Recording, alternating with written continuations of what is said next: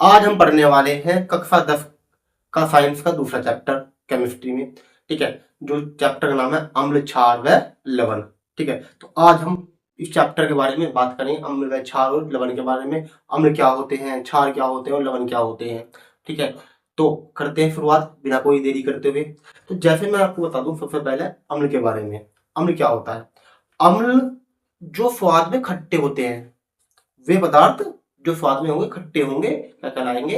अम्ल कहलाएंगे। ठीक है, जिसका पीएच मान, ठीक है, पीएच मान क्या होता है? पावर ऑफ हाइड्रोजन, यानी कि हाइड्रोजन की उस पदार्थ के अंदर कितनी सामर्थ्य है। ठीक है, कितनी सामर्थ्य है। जिसका पीएच मान 7 से कम होता है, यानी लेस देन 7 होगा, क्या कहलाएगा? वो भी अम्ल होगा।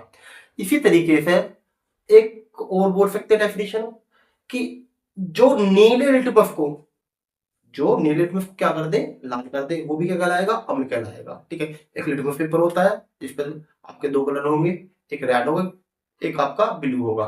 ठीक है, जो ब्लू को टर्न कर देगा क्या में, चेंज कर देगा रेड में, वो आपका अम्ल कहलाएगा। ठीक है, तो जो नीले लिटमस को क्या करेगा? लाल कर देता है, वो अम्ल कहलाता है।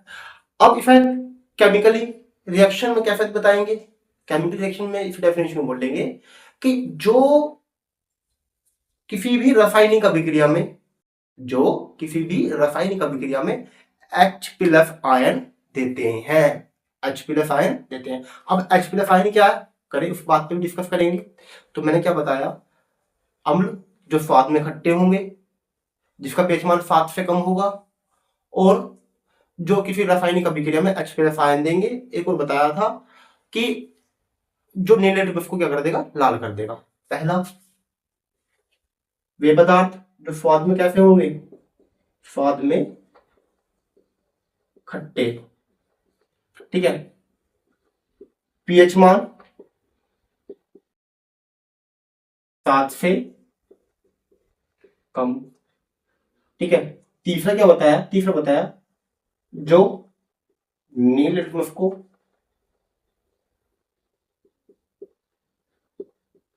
क्या करेंगे? लाल, लाल कर देते हैं। ठीक है, और फोर्थ बताया जो रासायनिक अभिक्रिया में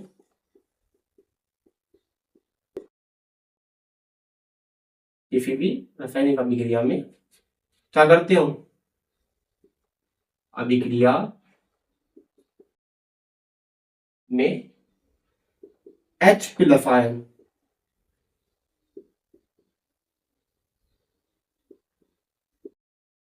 देते हैं। स्वाद में खट्टे, पीएच मान 7 से कम, और जो नीले लिटमस को क्या करेंगे? लाल, और जो रासायनिक अभिक्रिया में H प्लस आयन देते हो, अम्ल कहलाते हैं। ठीक है, इस बात समझ में आ गई आपकी? पहला, स्वाद में खट्टे, पीएच मान 7 से कम, नीले लिटमस को लाल, और रासायनिक अभिक्रिया में H प्लस आयन, ये होंगे अम्ल। अब आपको पता है कि खट्टे के पदार्थ कौन कौन से होंगे, सब क्या? अम्ल होंगे। ठीक है, इसके बाद अगर बात करें किसकी? क्षार की। क्षार में उल्टा कर दीजिए। ठीक है, क्या होगा? क्षार की अगर मैं बात करूं, क्षार स्वाद में क्या होगा? में कड़वा होगा। ठीक है, पीएच मान अम्ल का, ये अम्ल का था, और ये क्षार का। पीएच मान 7 से कम है, तो क्षार में क्या होगा? 7 से ज्यादा, पीएच 7 से अधिक होगा। ठीक है, और जो नीले लिटमस को क्या कर रहा था? ये नीले को लाल कर रहा था, ये करेगा लाल को नीला। ठीक है, और ये रासायनिक अभिक्रिया में, हम रासायनिक अभिक्रिया में क्या कर रहा था? रासायनिक अभिक्रिया में H प्लस आयन दे रहा था, और क्षार देगा OH माइनस आयन। ठीक है, क्या दे रहा था? H प्लस आयन कौन दे रहा था? आपका अम्ल। तो OH आयन कौन देगा माइनस का? आपका क्षार। ठीक है, इस तरह बोल सकते हो आप। तो वे पदार्थ जो स्वाद में कड़वे होते हैं, जिनका पीएच मान 7 से अधिक होता है, और जो लाल लिटमस को, ठीक है, नीले लिटमस को अम्ल कर रहा था लाल में, ये करेगा लाल लिटमस को नीले में। ठीक है, और किसी भी रासायनिक अभिक्रिया में जो OH माइनस आयन देते हैं क्या कहलाते हैं, वो आपके क्षार कहलाते हैं। इतनी बात समझ में आ गई। तो आपका अम्ल क्षार दोनों टॉपिक क्लियर हो गया होगा। अब बात करेंगे इसके बाद लवण की। लवण क्या होता है, ठीक है। लवण की अगर बात करें,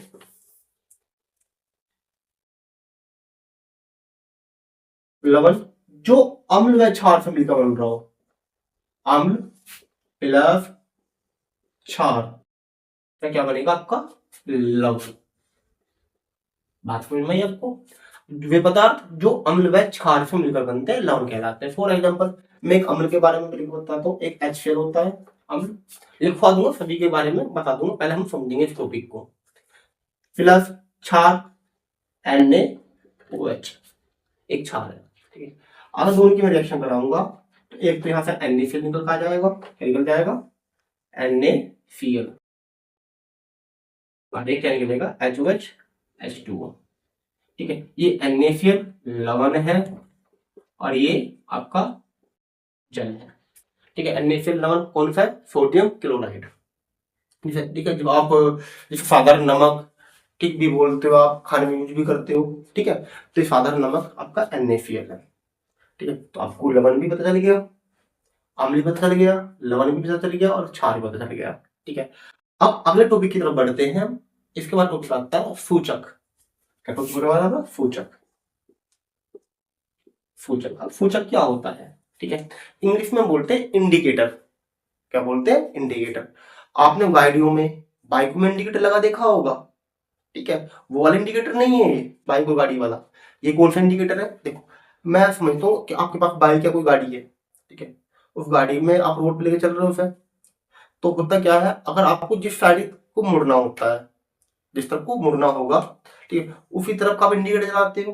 क्यों जलाते हो, क्योंकि आपको अपने आगे वाले पीछे वाले को क्या बताना पड़ता है कि हाँ अब मैं रोड पे चल रहा हूं, तो मुझे इस साइड को मुड़ना है। यानी कि आपको इन्फॉर्मेशन देनी होती है, सूचना देनी होती है कि हाँ मैं इस साइड को मुड़ने वाला हूँ। जो आपके पीछे वाला होगा वो आपकी बाइक, अपनी गाड़ी बाइक जो भी होगा अपनी धीरे कर लेगा, क्योंकि उसको चल जाएगा कि आगे कोई मोड़ वगैरह होगा जिसपे वो मुड़ेगा, ठीक है। तो वहां क्या करा, सूचना देता है ये, ठीक है। तो सूचना देने वाले सूचक कहलाते हैं, सूचना देने वाले सूचक कहलाते हैं। वहां तो रोड पे आपकी अपनी साइड की सूचना दे रहा था, यहाँ की सूचना देगा, यहाँ देगा आपको किसकी, अम्ल व क्षार की। जो अम्ल व क्षार के बारे में बताता हो, कौन अम्ल है कौन सा क्षार है, वही आपका सूचक कहलाएगा, ठीक है। या ऐसा बोल सकते हो, वे पदार्थ जो अम्ल व क्षार की पहचान कराते हैं, वे पदार्थ जो अम्ल व क्षार की पहचान कराते हैं सूचक कहलाते हैं।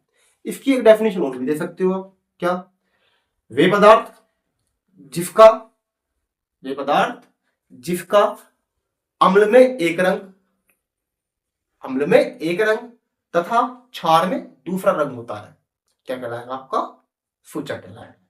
जैसे कि अभी थोड़ी देर पहले मैंने आपको बताया लिटमस पेपर। लिटमस पेपर एक आपका सूचक है, इंडिकेटर है, ठीक है। किस तरह इंडिकेटर, देखो जब भी आप किसी भी, मतलब ये आपका लिटमस पेपर हो गया, इसका दो कलर है, रेड और एक ब्लू। ये रेड है, ये ब्लू, लाल और नीला, ठीक है। अगर किसी भी अम्ल को, किसी भी अम्ल को आप रेड वाली साइड में डाल लोगे तो उसमें कोई भी फर्क नहीं है, वो रेड का रेड ही रहेगा। लेकिन जैसे ही आप किसी भी अम्ल को क्या में डाल लोगे, ब्लू वाले पार्ट पे, तुरंत ही पूरे क्या कर देगा, लाल हो जाएगा, क्या कर देगा, रेड कर देगा। ब्लू वाला पार्ट भी क्या हो जाएगा, लाल, ठीक है। तो ब्लू वाला पार्ट हुआ लाल, तो इसका मतलब क्या है, वो अम्ल है, ठीक है। तो बता दी पहचान कि अम्ल में एक रंग।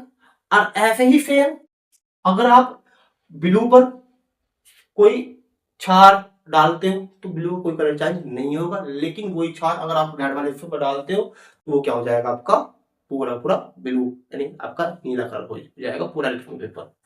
तो हुआ क्या कि अम्ल में तो एक रंग, अम्ल में क्या था, ब्लू से आपका क्या हो गया, रेड हो गया। क्षार में दूसरा रंग, रेड से ब्लू हो गया। तो वही तो आपकी इंफॉर्मेशन थी, किसकी इंफॉर्मेशन थी, आपके अम्ल व क्षार की। तो अम्ल व क्षार के बारे में बताने वाला, जो सूचना देने वाला क्या कहलाता है, आपका सूचक कहलाता है, ठीक है। सूचक अपने एक सिंपल डेफिनेशन की ओर बताई थी, तो अम्ल व क्षार की पहचान कराने वाला सूचक कहलाता है। ठीक है। तो आपको ये सूचक समझ में आ गया होगा।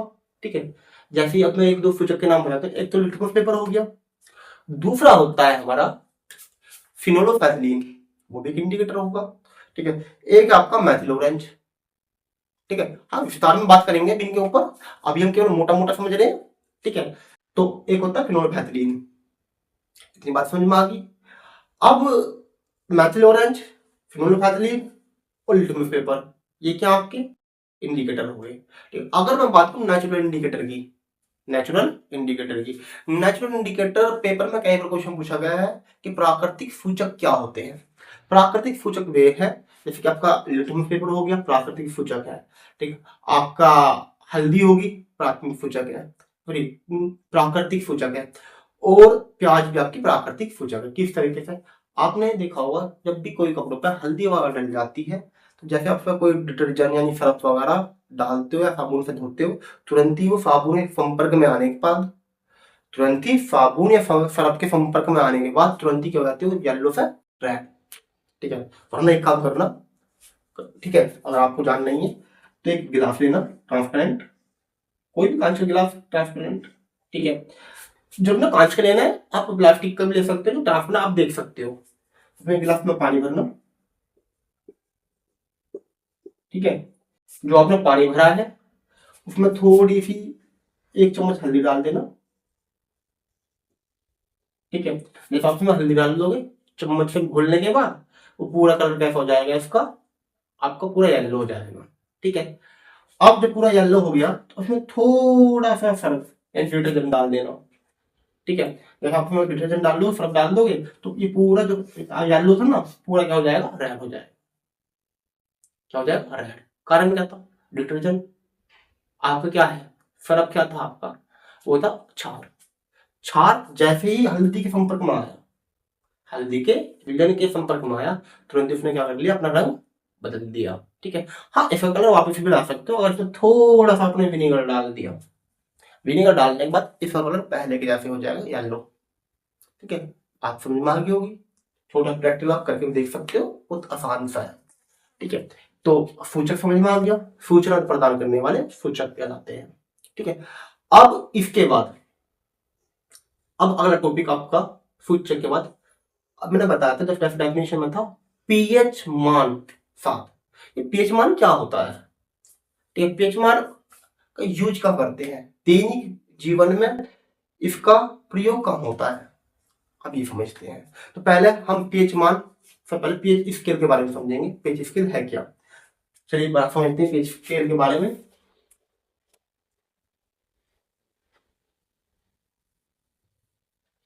देखिए, पीएच का क्या फुल फॉर्म होती है, power of hydrogen, power of hydrogen यानी कि हाइड्रोजन की सामर्थ्य, कितनी सामर्थ्य है। ठीक है, तो एक पेज स्केल बनाता हूं मैं यहाँ पे।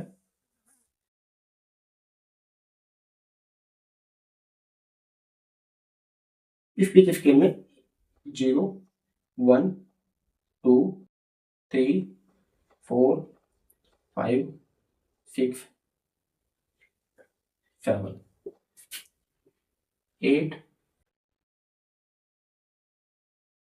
9 10 11 12 13 और ये 14, एक से लेकर 14 तक नंबर होंगे। ठीक है, ये 7 नंबर है। ठीक है, मैं बताया था इधर आपका 7 से कम वाला जो पीएच मान होगा, क्या का होता है, किसका होता है, अम्ल का। 7 से ज्यादा होगा क्षार का, 7 से कम अम्ल, 7 से ज्यादा क्षार। लिखा था डेफिनेशन में, समझाया था कि जिसका पीएच मान 7 से कम होता है क्या कहलाता है, आपका अम्ल। जिसका मान 7 से पीएच मान 7 से अधिक होता है क्षार कहलाता है। ठीक है, यानी कि 0 से लेकर और 7 के बीच में जिसका भी पीएच मान आएगा वो होगा अम्ल। 7 से लेकर 14 के बीच में, बीच की बात कर रहा हूं मैं, 7 से लेकर 14 के बीच में जिसका पीएच मान आएगा वो आपका क्षार कहलाएगा। ठीक है, इसके बाद इसमें एक नंबर और होता है, आप चाहे किताब में आपको ये दे रखी होगी वेजिटेबल, तो आप चाहे एक और बना लेना, यहाँ पे ये नंबर भी होगा 10 की पावर 0, 10 की पावर -1, 10 की पावर -2, ये न्यूमेरिकल करने में काम आएगा। 10 की पावर -3, 10 की पावर -4, 10 की पावर -5, 10 की पावर -6, 10 की पावर यहाँ पे 7, 10 की पावर -8, 10 की पावर -9, 10 की पावर -10, 10 की पावर -11, 10 की पावर -12, 10 की पावर -13 और 10 की पावर -14, 14 तक नंबर होगा आपका। ठीक है, अब होता क्या है, जो हमारे अम्ल होते हैं वो होता है H, वो क्या देते हैं H प्लस आयन, बताया था मैंने, देते हैं H प्लस आयन। जो आपके क्षार होते हैं वो होते हैं OH माइनस आयन। अब मैंने आपको बताया कि सात से पहले वाले, सात से पहले वाले क्या होते हैं अम्ल होते हैं, सात के बाद वाले क्षार होते हैं। तो बीच में क्या होगा, इस न्यूट्रल, इस पॉइंट पर, इस बिंदु को बोल दे बीचों बीच जो होगा उदासीन बिंदु, क्या होता है उदासीन बिंदु। ठीक है, उदासीन बिंदु जो होता है तथा ये शुद्ध जल का मान होता है, पीएच मान, शुद्ध जल का पीएच मान, जल का पीएच मान। ठीक है, शुद्ध जल पीएच मान कितना होता है 7। ठीक है, शुद्ध जल का मान पीएच मान कितना होगा 7 होगा। तो H और OH, आपका H प्लस और OH minus, H plus OH minus, पूरी टेबल बन रही है। कहां से, 1 से लेके कहां तक जा रही है, 14 तक। तो मैं ऐसा भी लिख सकता हूँ 1 × 10 की पावर -14। ठीक है, क्या ये माइनस के 14, HOH, H अम्ल वाला, OH क्षार वाला। ठीक है, दोनों मिलकर क्या बनेगा, 1 से लेके 14 तक जो नंबर आ रहे हैं इसको आप न्यूमेरिकल करोगे। मान लो अगर आपको H प्लस आयन निकालना है, ठीक है, क्या समझिए, शायद दिखना होगा आपको, निकालना है H प्लस आयन निकालना है, तो आपको OH इसके अपोजिट में लेके जाना पड़ेगा, बटे में हो जाएगा 1 × 10 की पावर -14। ठीक है, कितना है, हो जाएगा आपका H प्लस इक्वल 1 × 10 की पावर -14 और OH आ जाएगा अपोन में। ठीक है, एक फॉर्मूला आपका ये बन जाएगा, सॉरी पहला फॉर्मूला आपका ये है, दूसरा फॉर्मूला यहाँ से बन जाएगा H प्लस आयन निकालने का। ठीक है, अगर किसी न्यूमेरिकल में आपको OH दे रखा है, आप क्या निकालना है, H निकालना है, तो इसके बटे में लिख दीजिए 10 की पावर -14, अब H आ जाएगा नीचे की तरफ। बात समझ में आई आपके, तीसरा फॉर्मूला आपका यहाँ से बन के तैयार हो गया, कुछ नहीं करना, H निकालना तो OH को अपोन में भेज दो, OH निकालना है तो H का अपोन भेज दीजिए। ठीक है, करेंगे क्यों, देखो कभी कभी यूपी बोर्ड में इसका एक न्यूमेरिकल पूछ लेता है 1 या 2 नंबर में। ठीक है, न्यूमेरिकल क्या होगा, पीएच मान निकालने का। ये पीएच मान निकालने में आपको तो हाइड्रोजन आयन देगा, हाइड्रोजन आयन जो आपका H प्लस होता है, या फिर आपको हाइड्रोक्सी आयन, हाइड्रोक्सी आयन कौन सा होगा OH ion, H plus ion आपका कौन सा है हाइड्रोजन आयन, और हाइड्रोक्सी आयन कौन सा है आपका OH आयन। ठीक है, फिर बच्चों H प्लस आयन और OH plus OH minus ion 1 × 10 की पावर -14 के इक्वल होता है। ठीक है, तो अब पीएच मान कैसे निकालेंगे हम, पीएच मान कैसे निकालेंगे, पीएच मान निकालने का फॉर्मूला है पीएच बराबर माइनस के लोग। अब लोग क्या है, लोग के बारे में बताएंगे अभी। ठीक है, आपका sine theta, cos theta, tan theta trigonometric function होते हैं ना एंगल के साथ में, ऐसी एक आपका लोग भी होता है। ठीक है, तो लोग के भी कुछ एंगल होता है, तो यहाँ पे फॉर्मूला होगा H प्लस, पीएच मान निकालने का फॉर्मूला क्या होता है, माइनस के लोग H प्लस आयन। ठीक है, याद रखना पहले बच्चों ये हमेशा कि लोग की जो पावर में होता है, लोग के अगर कुछ पावर में होगा, मान लो कोई लोग के पावर में x² है। ठीक है, क्या समझेंगे, पॉइंट समझते हैं जो आपका इंपॉर्टेंट पॉइंट है। ठीक है, लोग के एंगल में की कोई पावर है, जैसे कि लोग x², तो लोग में ऐसे लिख सकते हैं, जो पावर होती है ना वो मल्टीप्लाई में आ जाती है। पावर कहाँ जाएगी? मल्टीप्लाई में। एंगल की पावर आती है, इस बात करना, जो भी एंगल की पावर होगी कहाँ आएगी? वो आपके लोग के मल्टीप्लाई में। जैसे कि यहाँ पे लिख दिया, पावर कहाँ जाएगी? मल्टीप्लाई में। आ जाएगा लोग एक्स पावर तक पूछ के लिख सकता हूँ। अगर मल्टीप्लाई में कुछ पढ़ा है तो फिर पावर में लेके जा सकता हूँ मैं। इतनी बात समझ में आ गई आपके? चलिए चलते हैं और आगे। एक बात याद रखना अब आपको कि लोग 10 की वैल्यू 1 होती है। लोग 10 की वैल्यू 1 होती है। लोग 100 की वैल्यू 2 होती है। सिंपल आप इतना समझ सकते हो, अगर 100, 1000 या 10,000 हजार या फिर 10, 100, 1000 या 10,000 आ रहा है तो सिंपल इतना देख लेना, 1 डिजिट वाला। इस फिर आपका इस तरह कोई नंबर आ रहा है तो जितनी इसमें जीरो होगी उतना इसका मान होगा। ठीक, आप मोटा मोटा इतना समझ सकते हो। ठीक है, तो लोग 100 की वैल्यू इतनी, अगर मुझे लोग 1000 की वैल्यू कितनी होगी तो आप लोग बोल सकते हो 3, 3 जीरो है। ठीक है, आया कैसा वो बताता हूँ मैं आपको। ये पहले आपके मोटा मोटा नोट कर लीजिए।